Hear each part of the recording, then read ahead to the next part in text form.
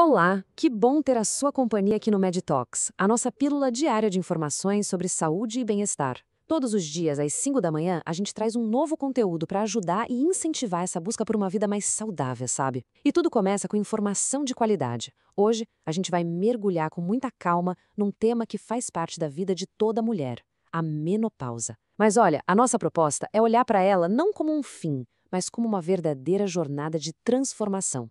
E para guiar nossa conversa, a gente preparou um roteiro bem simples. Primeiro, vamos entender o que é essa transformação natural. Depois, a gente passa pelas mudanças no corpo, fala sobre como ressignificar a sexualidade, explora os caminhos para o bem-estar e, no final, a gente reflete sobre essa fase como uma nova descoberta. Vamos lá? Então, vamos começar pelo começo, né?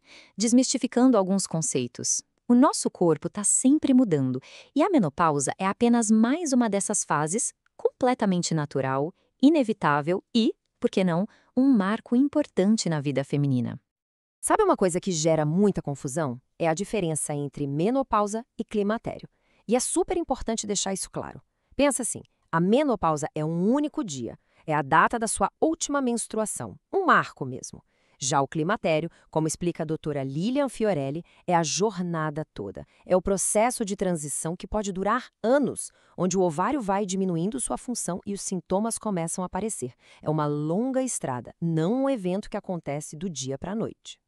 E quando essa jornada costuma acontecer? Aqui no Brasil, a idade média para a menopausa é por volta dos 51 anos. Isso só reforça a ideia de que a gente está falando de algo universal, esperado, uma parte do ciclo natural da vida de toda mulher. Agora, vamos falar sobre as mudanças que acontecem no corpo. E é muito importante dizer que cada mulher vai sentir de um jeito. Algumas passam por essa fase com poucos sintomas, quase nem percebem. Outras sentem de forma bem mais intensa. E todas as experiências são válidas, ok? E os sinais são muitos e afetam o corpo como um todo.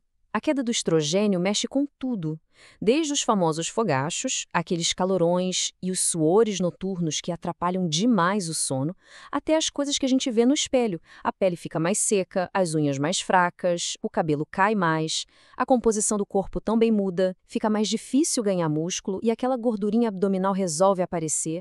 E claro, a esfera íntima também sente, com a libido que pode diminuir e a secura vaginal.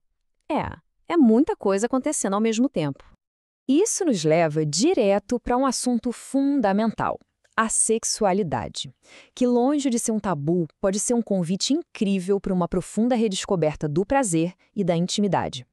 Essa é a pergunta que ecoa na cabeça de muita gente, né? E a resposta, sendo bem direto, é não, de jeito nenhum. Mas ela se transforma. E entender essa transformação é o segredo de tudo. E essa citação da doutora Lilian Fiorelli captura a essência disso. A sexualidade não é só o ato em si, é sobre a autoimagem, sobre se sentir bem na própria pele, sobre como a pessoa se relaciona com o mundo. É um reflexo de como ela se sente, e é por isso que as mudanças de humor e no corpo impactam tanto. O desafio mais comum é físico, sim. A queda dos hormônios deixa a pele da região genital mais fina, com menos lubrificação.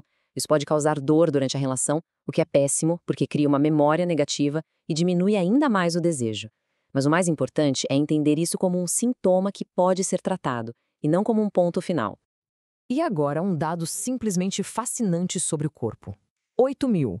Esse número representa a quantidade de terminações nervosas do clitóris. Para se ter uma ideia, é mais que o dobro da glande masculina. E a função dele é única e exclusiva: dar prazer. Isso só mostra que o corpo feminino continua sendo uma fonte imensa de prazer. E essa fase é um convite para explorar isso de novas maneiras. Sim, é verdade. O orgasmo pode demorar um pouco mais para chegar. Pode exigir mais estímulo, mais entrega. Mas muitas mulheres relatam que, ao se redescobrirem, passam a ter orgasmos até mais intensos do que antes. É um processo de autoconhecimento, de entender o que funciona para o corpo agora. E a melhor parte é que existem muitos caminhos e ferramentas para atravessar essa fase com mais conforto, com mais qualidade de vida. Vamos dar uma olhada em algumas das soluções que existem. Para aquela questão da secura vaginal, por exemplo, a gente pode pensar numa escadinha de abordagens. O primeiro degrau, o mais simples, começa com lubrificantes à base de água. Se não for o suficiente, existem as terapias locais, como hormônios de uso vaginal ou até mesmo laser, que agem direto na região. E, em alguns casos, a terapia hormonal sistêmica pode ser uma opção. A terapia de reposição hormonal é um tema complexo e a decisão é sempre muito individual. De um lado da balança, ela oferece benefícios claros, como o alívio dos fogachos e a prevenção da osteoporose. Do outro lado, existem riscos, como um possível aumento no risco de trombose e de alguns tipos de câncer. É uma balança que precisa ser pesada junto com um profissional de saúde de confiança. E o tempo aqui é fundamental. Existe o que os médicos chamam de janela de oportunidade.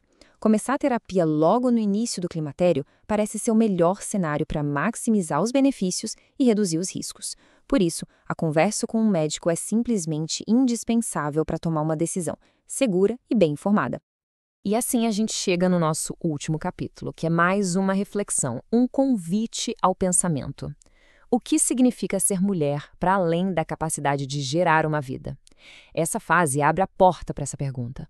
Essa fase pode, sim, ser vista como uma libertação, um momento de ressignificar o que é ser mulher, de se conectar consigo de uma maneira nova, com mais maturidade, mais sabedoria e livre das amarras do ciclo reprodutivo.